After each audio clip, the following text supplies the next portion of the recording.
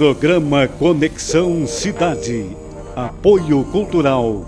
FAPAS, Faculdade Palotina de Santa Maria. Há 15 anos construindo histórias de sucesso.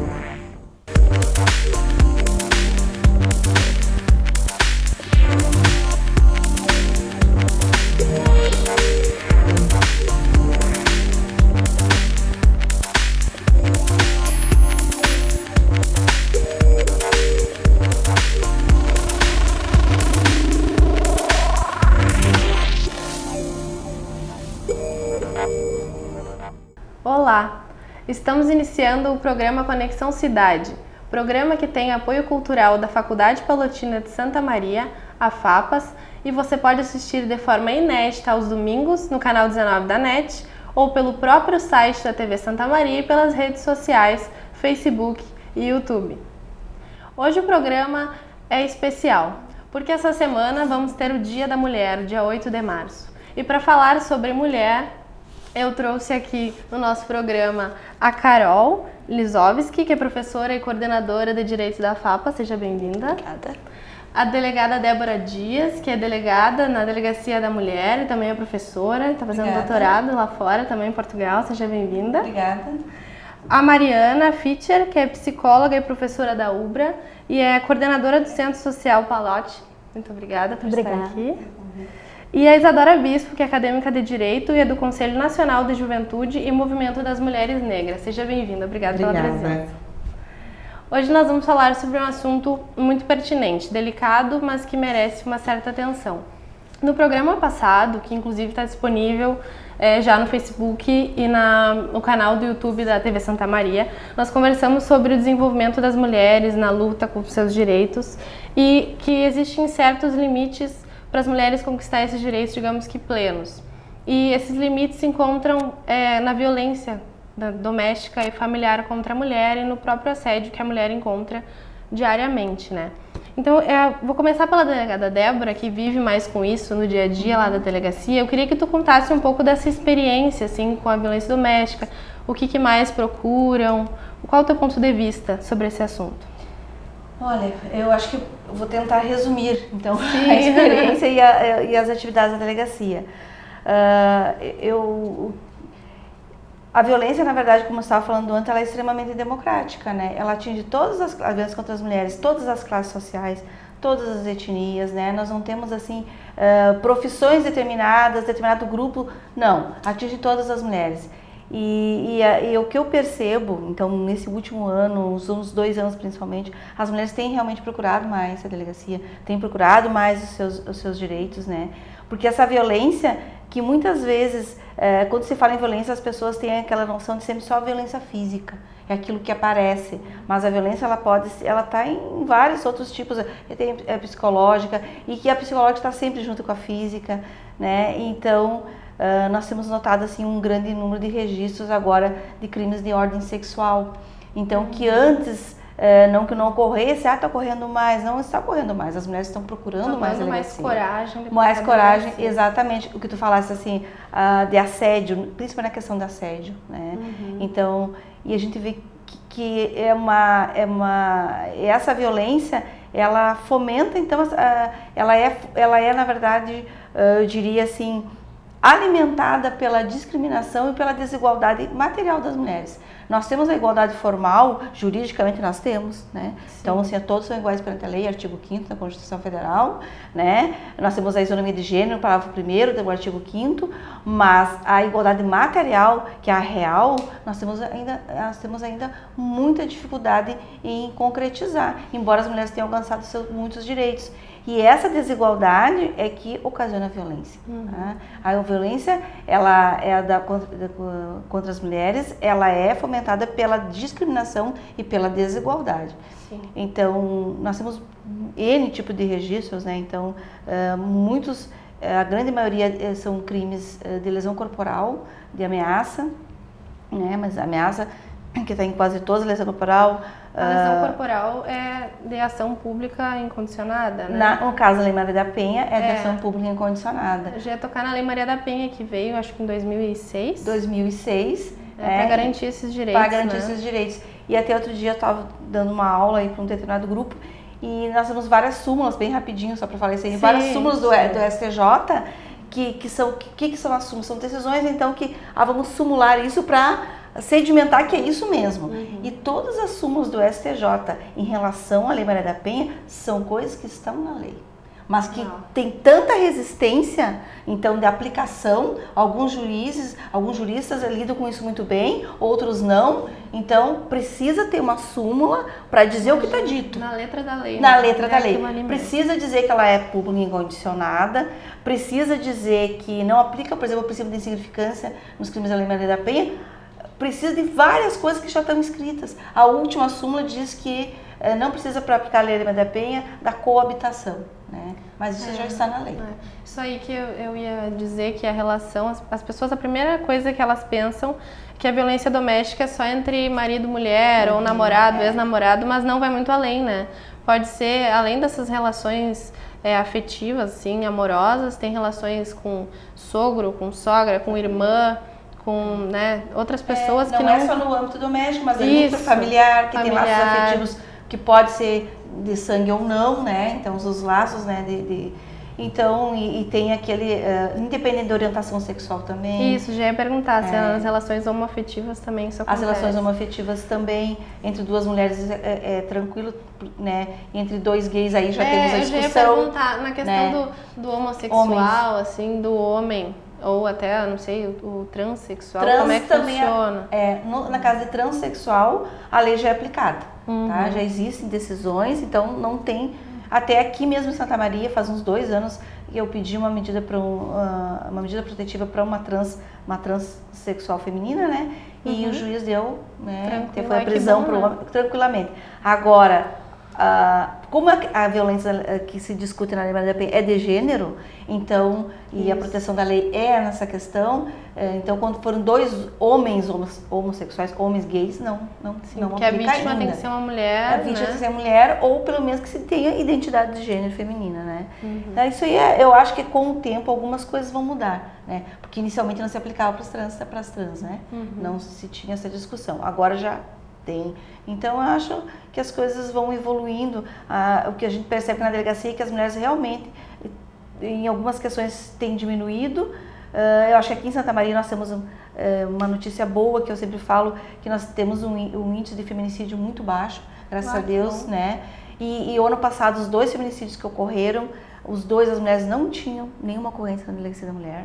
Então, é sempre isso eu alerto, né? Porque o que a gente ouve em notícias é que ocorre, tem o feminicídio, mas que tem um prazo em que ela faz a ocorrência, a mulher é morta. Né? Seria 30 dias que pode ocorrer isso. Nós não temos isso. Nós tivemos 2 o ano passado que infelizmente não tinha ocorrência. Esse ano teve um também e que também não tinha ocorrência, parece que a última ocorrência dessa senhora que acabou sendo morta depois que teve um suicídio era em 2006. Então, assim, a gente tem muito cuidado com isso, né? Mas eu vou deixar para os outros falarem, senão eu vou ficar falando. Eu ia comentar, agora eu vou vir para as outras, né? O que vocês entendem por ser a violência? A Débora já deu uma pincelada, assim, que não é só violência física, mas tem muita violência psicológica, né? Vou puxar para o lado da psicologia, como é que vocês entendem, assim? Bom, primeiramente agradeço, né, o convite, a oportunidade que é fundamental, né, de nós estarmos nessa diversidade de profissionais aqui discutindo a questão da violência, discutindo a questão da mulher e as questões de gênero, assim.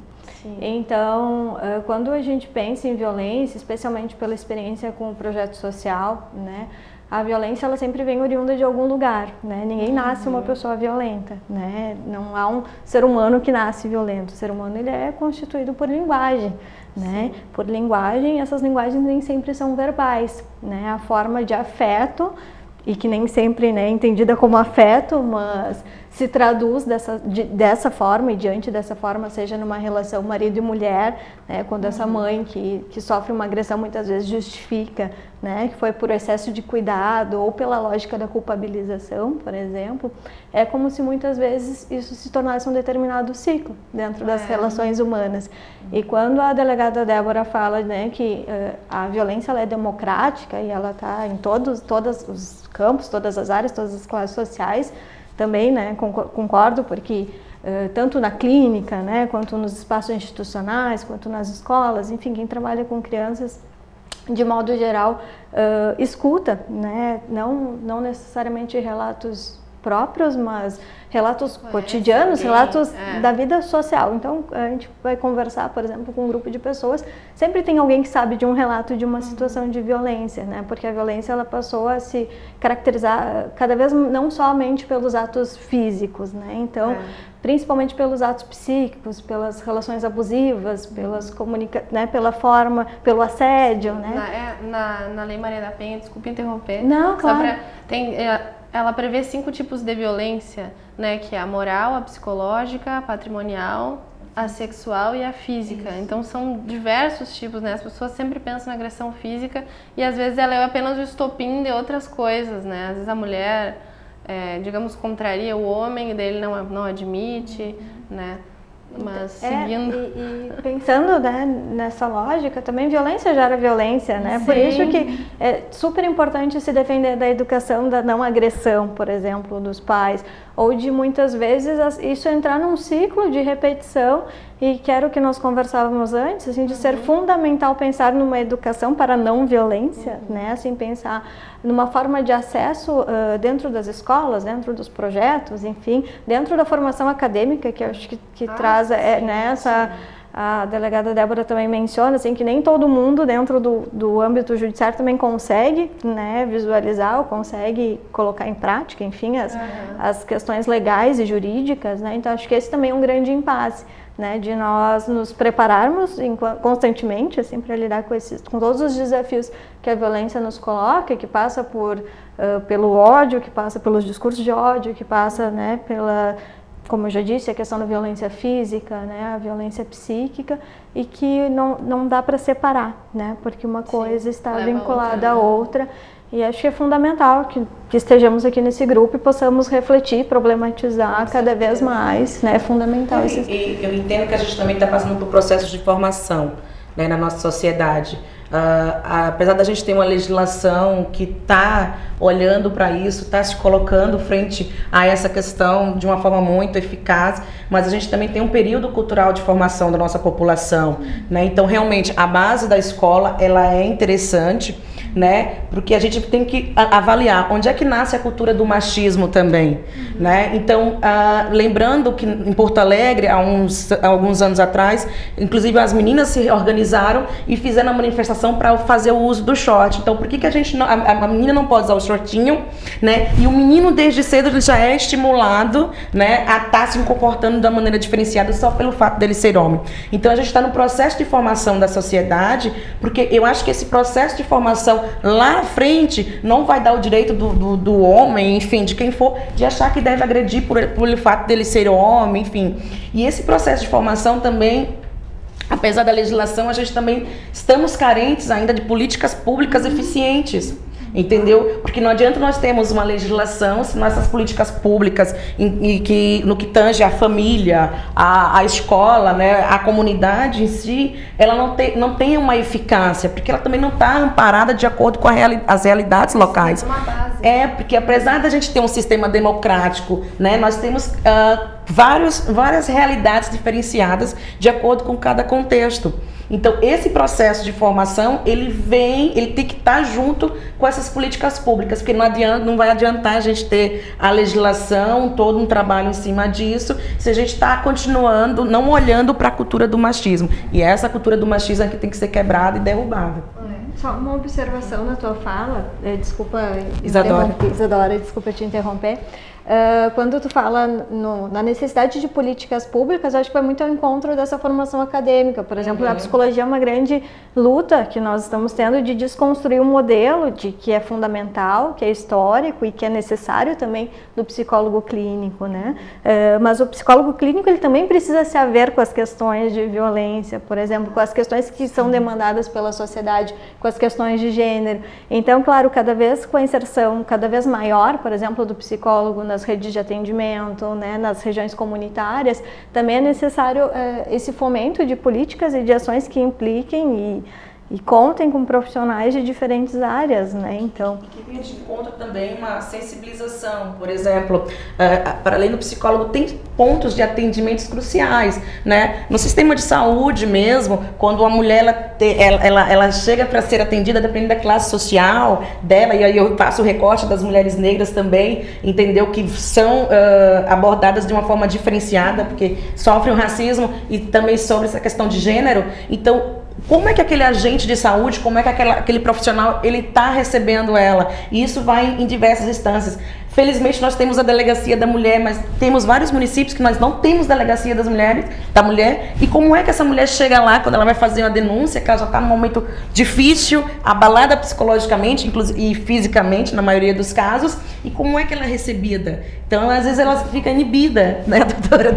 Mas eu não quero deixar se a Carol quer falar, depois eu volto no que tu disser. Não, na verdade, eu só pensando, ouvindo todas, conversando com tanta propriedade, eu acho que uma coisa que também é legal a gente pensar é que bom que a gente tem a iniciativa e esse reconhecimento de autonomia de eu posso ir na delegacia e posso dizer. O que também me preocupa muito é quando esse enraizamento que está relacionado à questão da cultura de se enxergar enquanto possível pessoa que tem direito a não ser violentada, ainda não está pleno e a própria vítima não se enxerga enquanto vítima, porque ela se vê na condição daquela que já viu a violência enquanto criança e aquela violência que talvez a mãe sofresse passa a ser por ela e consequentemente o filho dela também vai reproduzir, e isso é natural. Então, quando isso é naturalizado, quando se diz assim, mas não precisa ter delegacia da mulher, pra que fazer isso? Ele fez isso porque eu sou uma bocó, eu sou uma tonta, porque eu mereço. Então, assim, essa culpabilidade. Então, isso também vai ao encontro da necessidade de uma cultura de se entender também como alguém que não pode ser violentado. Sair do lugar de quem merece a violência. Porque essa violência física, psicológica, ela e aí nas redes institucionais, onde tu tem uma força mais velada para isso não ficar escancarado, tu tem também uma violência quase que simbólica, porque ela é mais sutil ainda que a violência psicológica. E aí entra os órgãos, exatamente. Eu vou falar duas coisas, primeiro que a Zora falou. Primeiro, de políticas públicas, né? Assim, as políticas públicas não são eficientes, né? Eu diria que as políticas públicas em determinados locais são inexistentes, né? Tipo Santa Maria, qual é a política pública que existe, né? Fora a delegacia da mulher? Fora, claro, a atuação do judiciário, etc. Mas a delegacia da mulher é uma política pública. Mas quais as outras políticas públicas que nós temos no nosso município? Então, assim, e que a questão cultural e que passa pela educação formal ou informal, a questão cultural é tudo, porque tudo realmente é do machismo. Não adianta, assim, e as pessoas às vezes não gostam que a gente fala, né? Ai, mas não é machismo. Para aí, ninguém está falando palavrão. Tá? E quando se fala feminismo, ninguém está ofendendo ninguém, né? Feminismo é a luta por direitos iguais. Não é a mulher que quer ser melhor do que o homem, sim, de forma alguma, que é a igualdade. Machismo não é antônimo, né, de feminismo. Sim. Machismo, sim, é a sobreposição do homem sobre a mulher. Então esse é o primeiro ponto. O outro, assim, dessa questão que a Carol falou, de naturalizar. Por isso que eu vou ter que fechar o primeiro bloco. Tá. Agora que eu me empolguei. Então encerramos assim o primeiro bloco do programa Conexão Cidade. Voltamos já.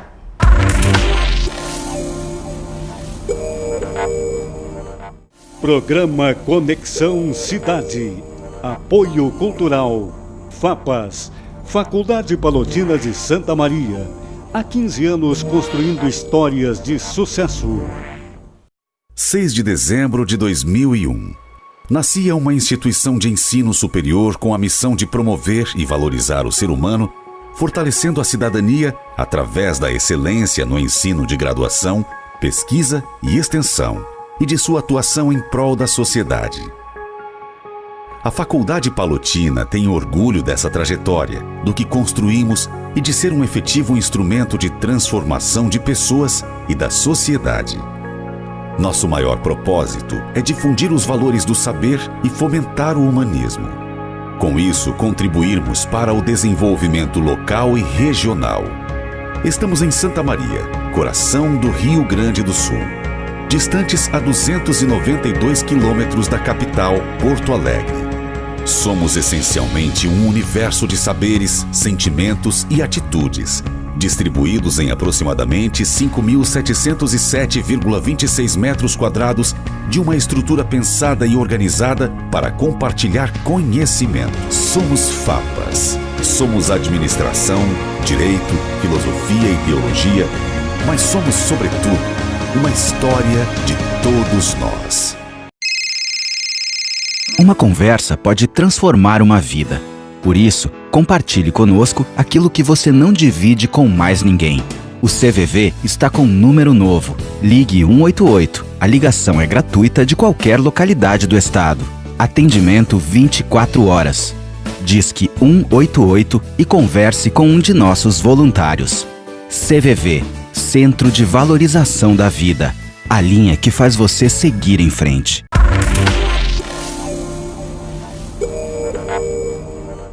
Voltamos com o programa Conexão Cidade, programa que tem apoio cultural da Faculdade Palotina de Santa Maria, FAPAS, que você pode assistir de maneira inédita aos domingos pelo canal 19 da NET, ou pelas redes sociais Facebook e YouTube e pelo próprio site da TV Santa Maria. Nós estávamos comentando a respeito da violência doméstica na maneira que chega a ser uma forma natural no ambiente familiar, né? A delegada Débora, me interrompi, estava falando, pode seguir. Não, eu ia complementar o que a Carol tinha falado, dessa violência às vezes ser meio que, entre aspas, meio que naturalizada, ou até as mulheres se culparem, né? Acharem que não, mas é assim mesmo, eu dei ensejo a essa violência. Isso a gente tem dois aspectos. O primeiro é que, e é exatamente isso que a mulher se sente assim, quando tem um ciclo de violência ele é muito longo, a autoestima da mulher já fica muito baixa. Né? E até ela conseguir sair, então por isso que para algumas pessoas que estão de fora é muito fácil falar, é muito fácil criticar. Mas não, por que não interrompe? Mas se fosse eu, mas não é você. Sai do relacionamento. Eu sempre digo assim, não sou eu que estou sentada aqui atrás da minha mesa, no meu gabinete, que eu vou dizer que realmente... Por que tu não veio? Não veio antes porque eu não conseguiu por vários motivos, né? E porque a violência, por existir por muito tempo, ela entra, e existem ciclos da violência contra as mulheres, violência doméstica. O primeiro o homem afasta a mulher dos amigos, né? Ele tenta isolar dos amigos, depois isola da família, ela já fica sozinha. Aí começa a autoestima dela ser realmente ficar baixa, por quê? Porque ele ofende, porque ele desmerece, e daí passamos para outro passo, que é a violência física, né? Então isso é muito perigoso. E esse ciclo de violência que às vezes ela aprende como experiência de vida, desde criança, vendo a tendência, mesmo de forma inconsciente, às vezes é repetir, né? O que eu falo nas palestras, quando eu falo assim, que as mulheres têm que sair desse ciclo, não só por elas, mas pelos filhos também. Primeiro por elas, que ninguém merece, né? Viver uma vida de violência. E segundo pelos filhos, porque se for para menina, tu tá ensinando que apanhar é natural. E se for para o menino, ele está ensinando que bater na mulher é natural. Não quer dizer que todo menino que vai ver vai bater, a psicóloga pode me dizer, né? Não. Nem que toda menina vai... Mas é o que nós temos, as nossas experiências de vida, elas são muito mais experiências, são práticas do que teoria. Não adianta eu dizer, meu filho, não minta e eu estou mentindo. Então a gente aprende isso e tende a repetir. E isso é muito perigoso. E aí que vem o machismo. E aí que é muito triste a gente ver assim, adolescente sendo machista. Tanto menino, crianças pequenas. É muito triste, porque isso só vai mudar quando essa cultura um dia melhorar, né? E o Brasil é o quinto, para não esquecer, o Brasil é o quinto país no mundo em mortes de mulheres em feminicídio. Então nós temos uma posição terrivelmente vergonhosa, né? Sim. Então nós temos então isso é para questionar. E eu acho que outra questão, vindo ao encontro do que a delegada Débora está trazendo, é que além da questão de uma insegurança que se estabelece por essa diminuição de uma autoestima que não encoraja a mulher, dependendo da seara em que a gente está falando da violência, a gente também tem a questão econômica. Porque dependendo, a mulher fica, os filhos, economicamente desprotegida no momento em que ela tirar esse agressor, se ele é quem traz o provento para a família. Então, se é aquela esposa, aquela companheira que se dedicou para as atividades domésticas, para cuidar da família, ou mesmo por não conseguir um espaço no mercado do trabalho, depender do ponto de vista financeiro desse marido, desse companheiro agressor, ele se torna indispensável, muitas vezes, desse aspecto, o que faz com que ela retarde, muitas vezes, a busca por ajuda. Mas eu acho que esse ponto, quando tu trazes, Carol, assim, de ela se tornar dependente, é a condição que muitas vezes ela passa a ser colocada como largue o trabalho. Isso pode ter sido, inclusive, incutido, mas chegou num ponto em que ela tá assim. Você tem necessidade de trabalhar, se você pode estar em casa, você pode estar cuidando dos filhos, e não que isso não possa ser uma escolha dessa mulher, exatamente. né? Ela pode ser uma escolha dela, mas quando passa a ser incutido numa posição de linguagem mesmo, entre outros elementos que aparecem na vida cotidiana, assim, eu lembro muito de adolescentes falando, bom, né, mas a violência, aliás, começa quando olham no trânsito uma mulher dirigindo e diz só podia ser mulher, né, assim, se fez uma barbeiragem, só podia ser mulher. Então são pequenas formas de linguagem que vão colocando, cultural, que vão atribuindo à mulher essa condição. Então, bom, se eu posso ficar em casa, se eu posso não trabalhar e posso depender, é como se isso estivesse num lugar satisfatório. Só que chega o ponto que não há reconhecimento da existência. Porque se isso se tornar a moeda de troca para violência, é um problema. Porque eu acho que hoje também a gente tem que cuidar disso, assim. Às vezes a mulher opta por casar, ter filhos e ficar em casa. E as outras olham e dizem, e vai ficar dependendo do marido. Bom, mas se ela entende que aquilo ali é o bom para ela, o que é possível, ela tem que poder fazer isso. Porque eu acho que quando a gente... A gente está num momento também perigoso, a gente está falando de cultura, né? Sim. E nos últimos anos a gente está vivendo um momento perigoso, que é a banalização da cultura do mimimi. É mimimi. Então eu não vou tomar essa decisão porque é mimimi. Gente, se a pessoa está reclamando, ela tem o direito de dizer eu estou sofrendo. E a gente não, quem somos nós para estar julgando o sofrimento alheio? E eu acredito que as mulheres também, elas têm uma certa resistência, inclusive de procurar os meios de ajuda, né? Será que eu tô com mimimi? Eu tenho que resolver em casa os meus problemas. Entendeu? Que tem aqueles ditados, né? Briga de marido e mulher, não se mete a colher.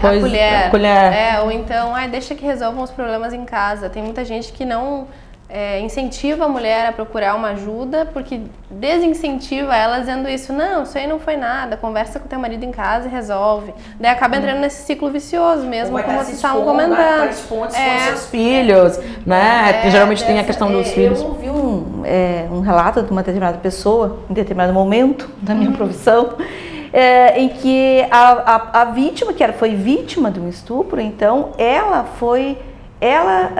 por um conselho, entre aspas, de determinada pessoa também, era que ela não procurasse a polícia, que ela não registrasse e que ela procurasse não ir mais em determinado local, porque ela estava, na verdade, se expondo para, na verdade, preservar a pessoa que tinha cometido o estupro. Então isso é uma inversão total, né, de valores.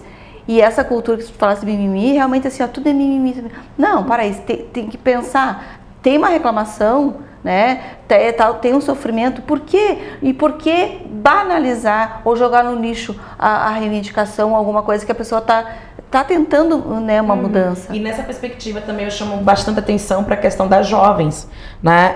Eu trabalho especificamente com jovens, né, com mulheres jovens, e o índice de agressões que essas mulheres jovens também elas sofrem, e muitas das vezes pelos pais, né, pelos irmãos dentro de casa, e elas não têm a condição de estar expondo os problemas porque elas têm medo, porque as amigas vão dizer que ela é uma mentirosa, a professora vai dizer, né, ela não tem para onde fugir.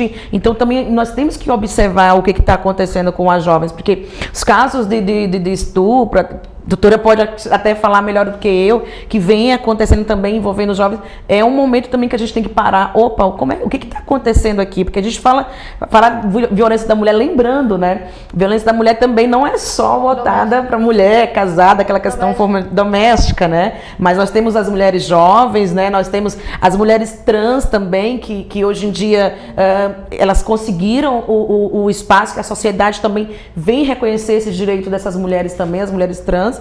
Então que a gente também tem que começar a olhar todas essas diversidades de mulheres que nós temos e quais são os problemas dessas mulheres, né? Como é que a gente vai estar solucionando? Na questão do jovem também tem muito que as meninas às vezes tiram fotos, assim, e daí o parceiro ou o menino que ficou, enfim, ameaça a publicar as fotos. E a menina às vezes tem medo de denunciar ou de comentar com os pais por vergonha ou porque aquelas fotos vão começar a ser circuladas de alguma maneira, né? E pra te ver, Ana, que esse assim, ó, quando é muito comum. Primeiro, eu como autoridade policial, como delegada, eu digo assim, ó, não tirem fotos. Ah, sim. Entendeu? Não tirem fotos. Tá achando bonito, então olha sem fotos. Olha, né, guarda na memória e deixa assim, entendeu? Porque você não tem garantia que essas fotos não vão parar na rede. Se parar, nunca mais, tá? Sim. Não adianta. O dano, o abalo moral não tem muita volta. Mas quem que sempre sofre com isso? Só as mulheres. Então é cultural. Porque assim, quem que sofre as ameaças são as mulheres. Os homens não sofrem. A menina chegar nessa situação, eu vou postar uma foto. Ninguém sabe. Por quê? Porque é a mulher culturalmente que tem que se preservar. É a mulher que tem que ter vergonha. Então é a mulher que não pode se expor, né? Então assim, eu aconselho nunca tirar fotos, porque isso vai ocorrer. Eles vão brigar e a forma de vingança é postar ou criar um perfil falso na rede social, ou publicar, ou mandar para a família pelo WhatsApp. De alguma maneira circula, né? De alguma maneira circula. Existem alguns países que isso já é criminalizado, né? Que a cultura é o revanche mesmo, né? Que a pessoa por vingança resolve ter uma atitude. Só que isso tudo a gente volta na mesma questão, que é a cultural. Sim. Porque isso aí só as mulheres sofrem. Só as mulheres sofrem esse tipo de violência. Só as mulheres têm que ter medo de se embriagarem por acaso de ser estupradas. Só as mulheres têm que ter medo de sair na rua sozinha. Só as mulheres às vezes ficam com medo se pegam um determinado transporte e podem ser abusadas. Só as mulheres, até mesmo assim, vou dizer, agora não vou ofender nenhuma classe, né? Não estou falando mal de taxistas, mas só a mulher às vezes pode ter um receio de pegar um táxi e ir para um caminho que às vezes, quer dizer, não estou falando de forma alguma, mas culturalmente a gente tem medo. Então, por que às vezes a gente vamos dizer, eu, Débora, não tenho tanto medo porque eu não estou armada, né? Então eu tenho uma certa segurança, né? Mas se eu não andar, e se eu andar fora do país, eu tenho medo. Da mesma forma que qualquer outra. Então isso é uma violência que só nós sofremos, ninguém mais. Então assim, hoje eu vejo muito registro de menina que é estuprada porque está embriagada. Então por que as mulheres têm que ser estupradas porque estão embriagadas? Sim. Tá? E que diferença é desse estuprador aí que se acha muito... Não vou dizer a palavra, mas se acha bom? Qual é a diferença desse do que aborda na rua e estupra? Nenhuma. Ele é criminoso e estuprador do mesmo jeito. E a penalidade é a mesma. E a solução para a menina que é estuprada, embriagada, na boate, conhecida na cidade, não sei o quê, não é olhar para a cultura do estupro ou da violência, é a menina não beber. Não beba.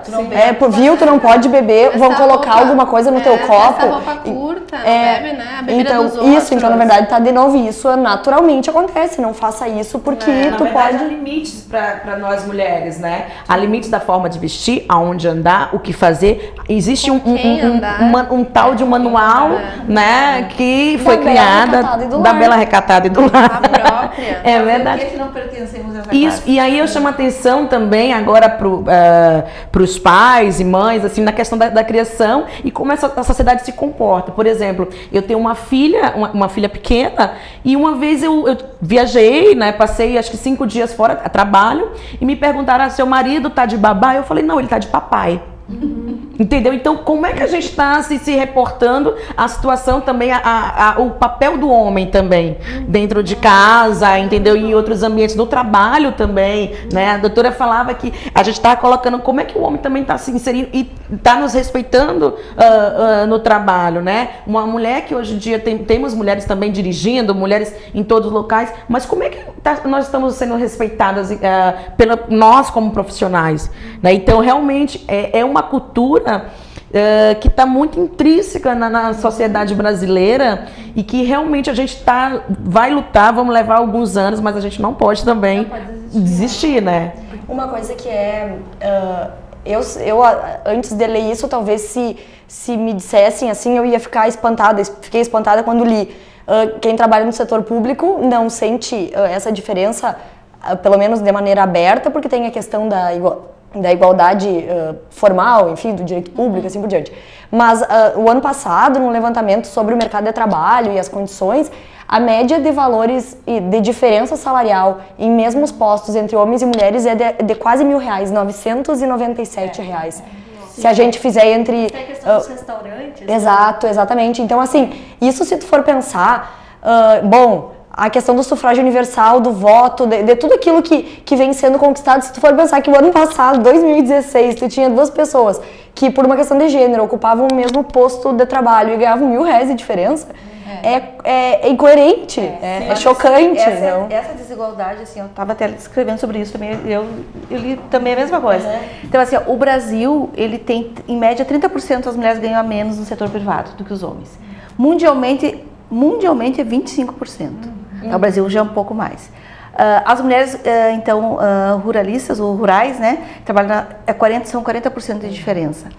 E essa diferença, assim, no setor privado. No setor público a gente não tem por cá. Porque tem faz plano um de cargos, concurso e tal, concurso. mas não tem até por ali. Tá? Porque para cargos de comando e tal, é muito mais difícil a mulher chegar do que o homem. Então, isso eu sou servidora pública e tal, mas a gente sabe que os cargos de chefia de comando é muito, muito mais difícil, demorado de promoção para a mulher do que para o homem. E aí esse panorama também, aí eu tenho que fazer esse recorte, ele se agrava quando a gente traz a figura da mulher negra também. Porque pós-abolição, né? A gente tem que estar sempre recordando esse período histórico. Pós-abolição, como a própria população negra, ela não sofreu nenhuma reparação pelo período de tráfico negreiro, a mulher negra, ela é vista, né, como aquela que pode ser a empregada, isso na televisão, na mídia, houve anos de luta para que ela aparecesse de uma forma diferenciada, ou então da mulata, do objeto sexual. Quer dizer, ela é hipersexualizada. Isso, e também no ambiente de trabalho, nós vamos ver, em processo seletivo de entrevistas de emprego, a mulher negra ela tem bastante dificuldade por conta de um racismo que é existente, comparado à mulher não negra. Né? Então a gente também nós temos que começar a quebrar esse tabu, começar a falar sobre essas questões para a gente realmente ter a igualdade, né? Que o nosso direito fundamental ele prevê, né? A igualdade de fato, né? Assim. E é fundamental pensar assim que dentro das relações de trabalho, né, é muito comum a gente escutar assim, a mulher é sensível, a mulher é delicada, né? E isso me lembra muito a famosa frase da Simone de Beauvoir, né, que diz a gente torna-se mulher, né? Então essas concepções, bom, sim, elas são importantes, é importante, né, a identidade de cada um, a forma como cada um vai se relacionar, mas que isso não seja um enquadre, né, para o feminino, que isso não seja uma posição estabelecida, porque se tu sai fora, por exemplo, desse lugar, é como no discurso social a histérica, né, assim, a histeria, né, as feministas histéricas, e não se trata, né, a histeria são outras questões em termos constitutivos, né, a questão é do quanto, né, eu me lembro quando eu fui no Fazendo Gênero ano passado, que foi um evento grande que discutiu, que houve uma passeata por Florianópolis, assim, das mulheres, haviam, eu volto a dizer os taxistas, mas não se trata da classe, enfim, que chutaram ou tentaram, né, invadir a passeata e dizer assim, vamos pilotar um fogão, né, saiam da rua e vão pilotar um fogão, né, mas é o direito de se ocupar da cidade também, é o direito de lutar pelos seus direitos, né, então eu acho que essa é uma realidade da violência, seja ela verbal ou não, que está muito colocada ainda na nossa cidade, na nossa sociedade. E eu sei que, desculpa por te interromper, mas assim, há uma inversão também do significado do que é o feminismo e do que são os direitos humanos ultimamente, né? Então, isso é coisa dessas feministas aí que não tem... Da loucura, assim, como se colocasse isso numa perspectiva de loucura. Pois é, né? E não, o feminismo é uma luta justa das mulheres, ela falava da questão do sufrágio e tudo que a gente tem, né? De se colocar em busca de igualdade, né? Não é uma questão para se sobrepor. Claro, né? como a delegada Débora falou, né? Não é o oposto do machismo. Não. Isso. Então tá nessa linha, né, de banalizar também o feminismo, inclusive os direitos humanos também. Mesmo. Para dizer, é uma coisa, na verdade uma maneira pejorativa. É uma desqualificação. Eu volto a dizer só a questão da formação acadêmica, assim, porque quando vocês falam sobre o contrário do machismo, em um determinado momento, alguns anos atrás, um aluno perguntou assim: professor, o feminismo é o contrário de machismo? E essa é uma informação que já está muito colocada na nossa sociedade. Sim. Então as pessoas não se ocupam em querer saber o que é o feminismo, elas se ocupam em colocar um lugar, em atribuir um enquadre a esse lugar como, bom, né, eu não me interesso, e isso fala de um outro lugar, fala de uma outra relação social a qual eu não quero também me haver, né? Então, quando a gente fala dessa discussão estar dentro da academia, eu acho que é fundamental, né? Conceitos básicos, assim, questões básicas de uma construção social que passa pelas diferentes áreas, desde a engenharia, né? As engenharias que tem muitos homens, enfim, aos diferentes campos do direito, da psicologia, né? Enfim. E aí, vou ter que interromper vocês de novo. A conversa está ótima, mas a gente está encerrando o segundo bloco do programa Conexão Cidade.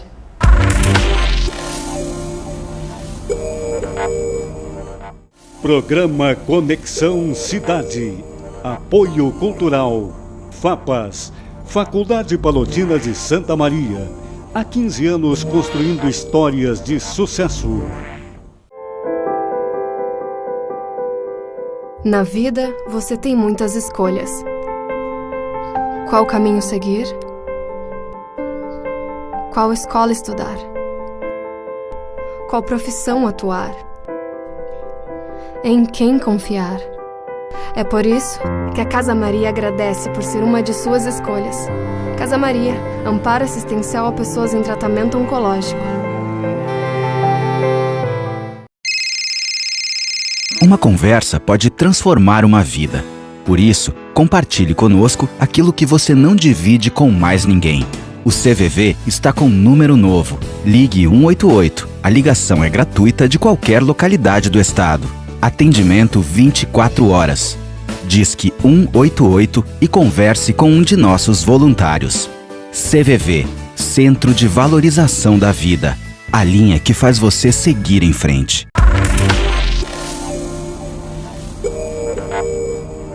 Retornamos com o programa Conexão Cidade, que tem apoio cultural da Faculdade Palotina de Santa Maria, FAPAS, e que você pode assistir de maneira inédita aos domingos no canal 19 da NET e após ao Facebook, YouTube ou pelo próprio site da TV Santa Maria. Nós estamos conversando a respeito da violência doméstica e agora uma questão assim também importante. Por que a mulher não procura ajuda, não procura os familiares, amigos ou a própria delegacia? Assim? Seria pela o que a gente estava conversando por questão da culpa, por questão de submissão? Olha, eu poderia dizer assim, ó, que eu acho que a mulher tem procurado até bastante a polícia, mas o que às vezes a gente sabe e constata? Quando ela procura, ela passou às vezes anos. Sim. Né? Então, assim, ela passou anos de violência, aí ela vai procurar. Então, assim, que realmente, então, esse período aí ela não procurou. Então, eu acho que tem muitos fatores, eu vou falar do que eu observo na prática. Por medo, né? O medo paralisa, né? Por medo, por falta de apoio, por falta de política pública, por dependência econômica, quando ela depende, e quando ela não depende, ela não procura às vezes também, porque a gente não pode falar que é só as mulheres que dependem economicamente. Sim. Não, porque temos muitas mulheres que são provedodoras, que são sustentam a família, e mesmo assim elas sofrem violência e elas não procuram. Então, eu acho que aí é a autoestima baixa, mas eu acho que eu vejo, vou falar só do aspecto da polícia mesmo, né? É muito mais por medo e por vergonha. Eu acho que as mulheres, as vítimas de violência, as mulheres, elas têm a mesma síndrome da criança que é abusada sexualmente. Então, elas têm medo e têm vergonha.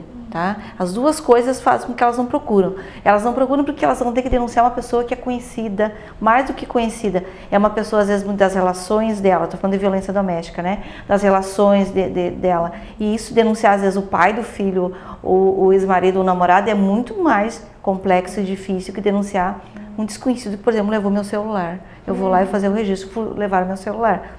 Eu sou indiferente à pessoa, então nesse caso não. Então eu acho que esses são os fatores que, no meu ponto de vista, fazem com que ela não procure muitas vezes, ou procura já quando já sofreu anos, às vezes, até de violência. E na questão patrimonial que a Carol estava falando antes, que às vezes a mulher, às vezes não, a maioria das vezes, quando a mulher tem filhos, ela não pensa só nela, né? Ela pensa na unidade familiar, de vou deixar a casa com o agressor, mas e onde eu vou morar com os meus filhos? Não é nem eu, onde os meus filhos irão morar? Quem que vai sustentar? Isso, claro, pelo caso da mulher que não ajuda, né, de maneira econômica na família. Então tem essa certa vulnerabilidade também, ela não pensa só em si, pensa nas crianças, né? Com certeza, eu acho que muitas vezes ela chega a relatar isso, né? Eu voltei, ou quando eu voltei por causa dos meus filhos. Né? Eu acho que isso acontece. Essa é uma questão também quando se tinha, antes da primeira modificação, acho que foi da Maria da Penha, quando se falava na possibilidade da não continuidade da ação, né? Ah, sim. Porque tu tinha, então, a mulher que ia e relatava as agressões e aí depois não prosseguia com a denúncia, enfim, uma vez que ou ela sofria novas ameaças ou ela era envolvida emocionalmente, inclusive, pelo agressor que se comprometia a não mais fazer aquilo. E muitas vezes essa promessa não era cumprida, e aí tinha agora a gente tem uma diferença que, por exemplo, a lesão corporal, ela é pública incondicionada. Então ela não tem como ela, entre aspas, desistir, né, da ação, ela vai ter que ir até o final. Os outros tipos de delitos que não sejam de lesão corporal, ameaça, coisa, até pode, mas só pode quando tiver audiência também no judiciário. Ela pode até ir na delegacia e dizer que não quer mais, a gente vai pegar o termo dela, vai dizer e vai mandar para o judiciário, e ela vai ter de qualquer forma audiência. E então assim, não é tão fácil como era, né? Chegava na delegacia e desistia e a gente remetia e pronto. Diante também desse processo que o próprio Poder Judiciário está passando no Brasil, né, do número de processos e casos como esse também, eu já ouvi várias mulheres falando, não vai dar nada, eu não vou conseguir, né, eu não vou ter atendimento. Tu vê, aqui a gente tá falando, são pouquíssimas delegacias da mulher, né, como é que vai ser? Então isso também inibe, né, onde é que vai chegar? O tempo que eu já ouvi inclusive de uma das jovens que nós trabalhamos, o tempo que eu tô indo para a delegacia procurando ajuda, o meu agressor já veio atrás de mim. Então é melhor ficar quieta, entendeu? Porque eu tenho esse tempo aí, esse período, aí é o tempo que ele pode me agredir, vai me matar, e realmente aí o medo, né? Então, até provocando um pouquinho a doutora Débora, assim, como é que vê essa questão judicial, né? Para dar eficácia realmente Olha, eu posso falar assim, eu posso falar da realidade de Santa Maria, mais ou menos no Rio Grande do Sul e como é o Brasil. Assim, Santa Maria, eu tenho bastante orgulho de falar que Santa Maria está muito bem, tá? Porque nós temos uma sintonia muito boa com o Poder Judiciário. Existe a vara de violência doméstica aqui instalada efetivamente. Então, ela está funcionando. O doutor Rafael está fazendo realmente as audiências e todo o procedimento que tem ali, as medidas cíveis e criminais que estão dentro da lei, né? Não só uma vara que tem as duas atribuições, tanto civil como criminal, e ele está fazendo e está tendo uma efetividade. Teve uma certa diminuição depois que a vara foi instalada em Santa Maria, tá? Acho que vai fazer 2 anos. Então, assim, nós temos... Santa Maria foi a cidade que mais prendeu agressores em 2017. Foram 400 e poucas prisões em termos de delegacia da mulher em todo o estado. Só Santa Maria foi 89. Então, por que isso sozinho? A delegacia trabalha, mas tem o apoio do judiciário. Porque eu já estava fazer um pedido de prisão se o juiz não defere. Não adianta, né? Então eu acho assim, não é a mesma realidade de todo o estado, não é. Nós cumprimos prazo, nós mandamos até 48 horas, nós mandamos antes até, nós mandamos no mesmo dia as medidas protetivas, o encaminhamento. O juiz defere dentro do prazo, das 48 horas. Não é a mesma realidade de todo o estado, sim, eu digo, e muito menos no Brasil. Então, assim, no Brasil, por exemplo, eu sei de estados que levam 6 meses para definir uma medida protetiva. Sim, então lá a lei é ineficaz. Ela não protege. Não. Então por que teve aquele movimento para modificação, para os delegados, autoridades? Não era por outro motivo, é porque alguns estados não funcionam. Sim. E aí teve um lobby aí que não vamos discutir, mas enfim não deram, então continua sendo exclusividade do judiciário, a diferimento de medidas protetivas. Mas essa era uma resposta que seria mais rápida, porque a primeira pessoa que vai ter contato com a vítima é a autoridade policial, e depois vai para o judiciário. Então você tem lugares que tem 6 meses, é óbvio que se a mulher tiver que morrer, vai morrer em 6 meses. Sim, depende. É óbvio. Né? A mulher já criou coragem de ir até a polícia, né? Ainda vai demorar 6 meses, o marido ou sei lá, outra pessoa. Complicado. E o agressor, se ele já está num momento de agressão, se ele está agindo e ele descobre que ela foi fazer uma denúncia, se não tiver uma resposta rápida, ele vai agir, ele já está agindo. Já está violentando. Em Santa Maria, sim. Então, se a mulher realmente não tem para onde ir, então é encaminhada para casa de passagem. Que ela pode ficar até 3 meses lá com os filhos menores até 14 anos. Então, assim, é só quando não tem outro jeito mesmo, nós encaminhamos, porque a casa também, atualmente, me parece que está passando dificuldades. Mas tem a casa de passagem, tá? Essa casa foi reformulada com o verbo federal e é mantida hoje com o verbo da prefeitura. Então, essa é uma política pública que funciona aqui em Santa Maria também. Então, assim, nós agimos de uma maneira mais rápida possível. Teve uma ocorrência, teve medida protetiva, teve outra ocorrência, dependendo, já se pede prisão preventiva porque está desobedecendo. Teve 3, na terceira, se a situação é grave, sempre. E o juiz judiciário tem deferido. Essa semana mesmo nós já evitamos uma prisão, ou 2, uma. Então, assim, eu não sei, a gente tenta agir de uma maneira mais rápida, isso tem funcionado.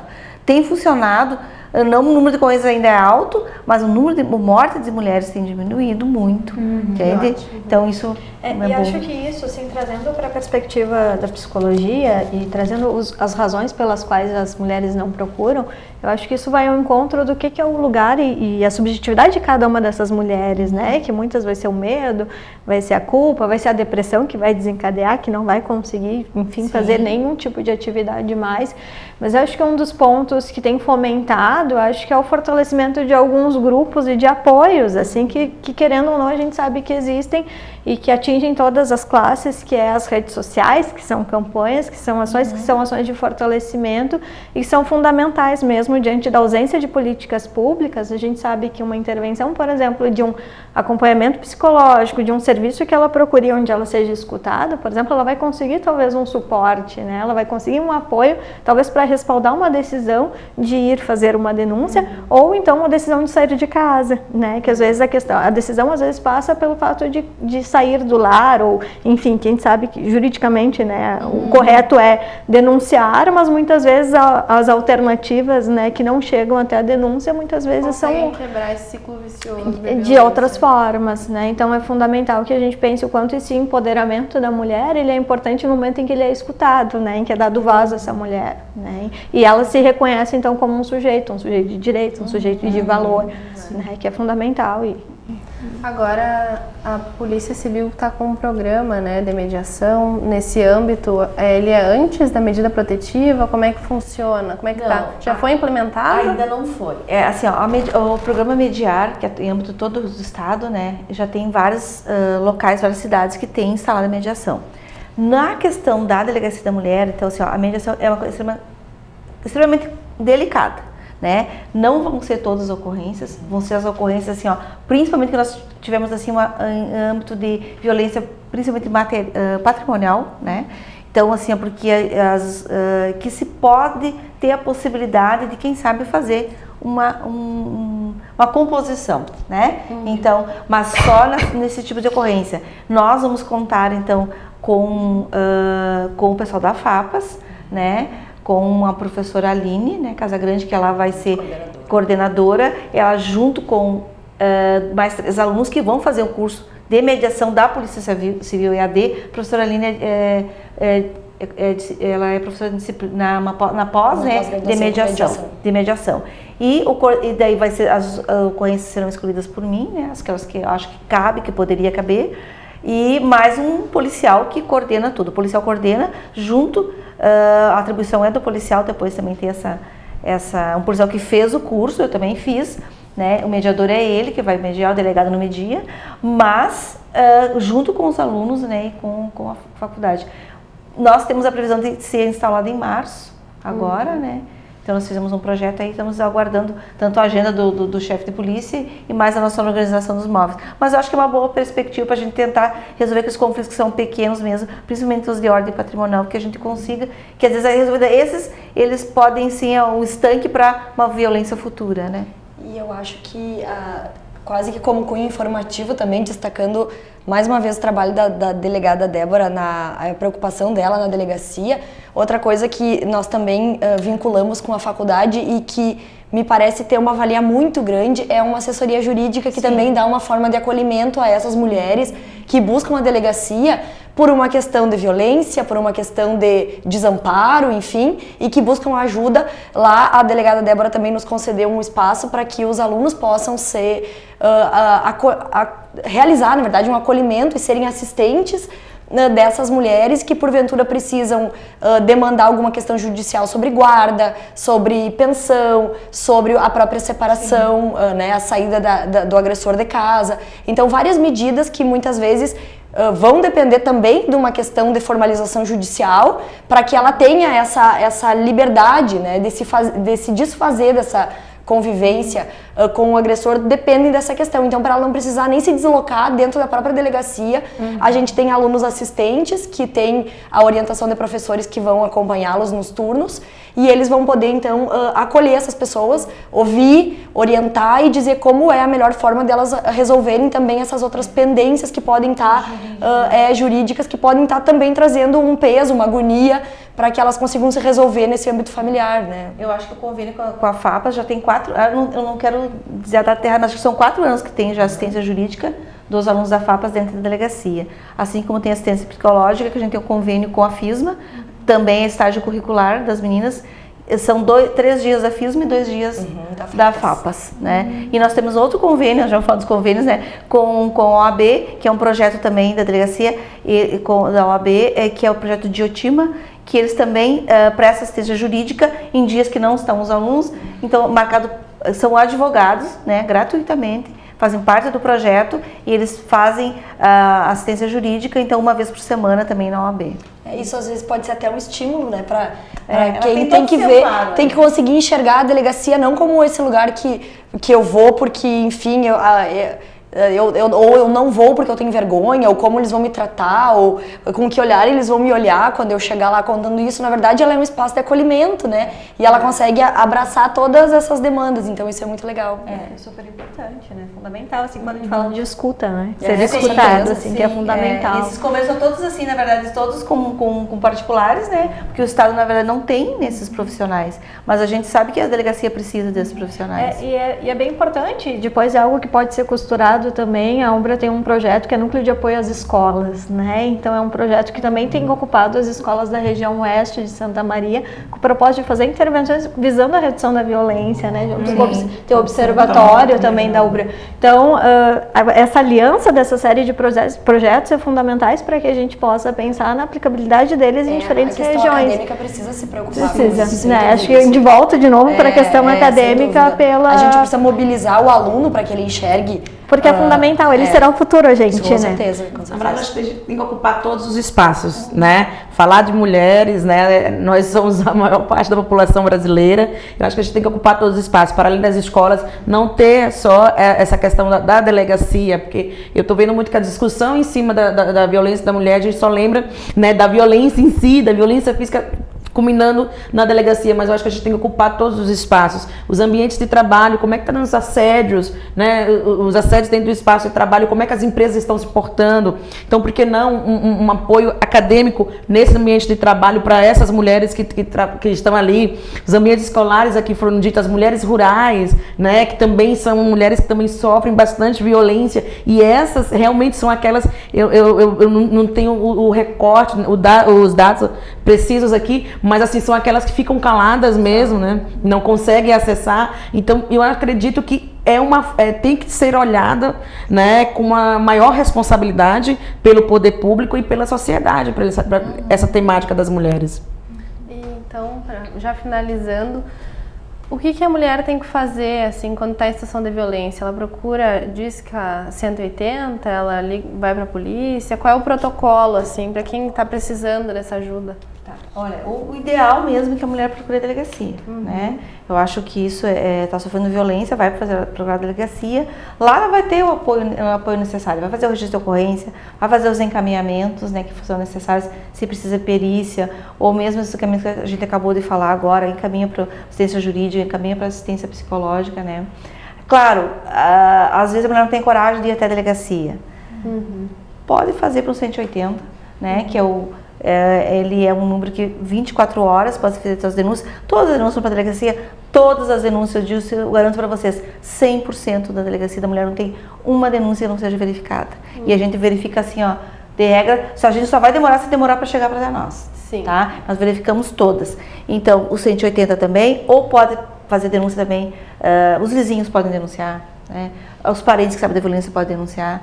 Então, também na Delegacia da Mulher direto, 3-217-4485. Também pode ser feita a denúncia através desse telefone que é da delegacia, né? A Delegacia da Mulher funciona das 8h30 ao meio-dia, das 13h30 às 18h, de segunda a sexta. Os outros, fora desses horários e dias, então, na Delegacia de Pronto Atendimento, que fica ali na Andradas, né?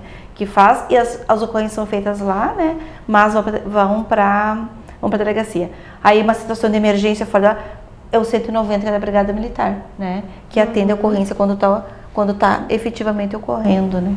Então tá bem, A Delegacia da Mulher é na Duque. Eu esqueci o endereço. Duque de Caxias, 1169. Isso. Tá bem, muito obrigada pela conversa. É importante nós conversarmos sobre esse assunto, né? E trazer uma maneira de esclarecimento também para a sociedade, para as mulheres que não entendem como funciona. Então tá bom, vamos encerrando o programa.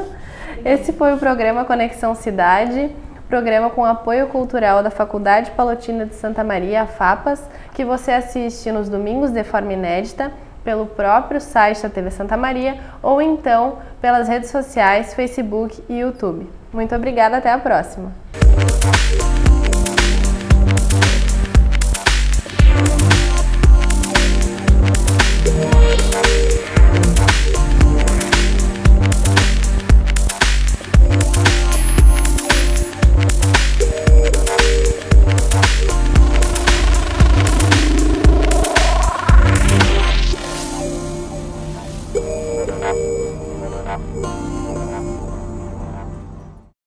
Programa Conexão Cidade.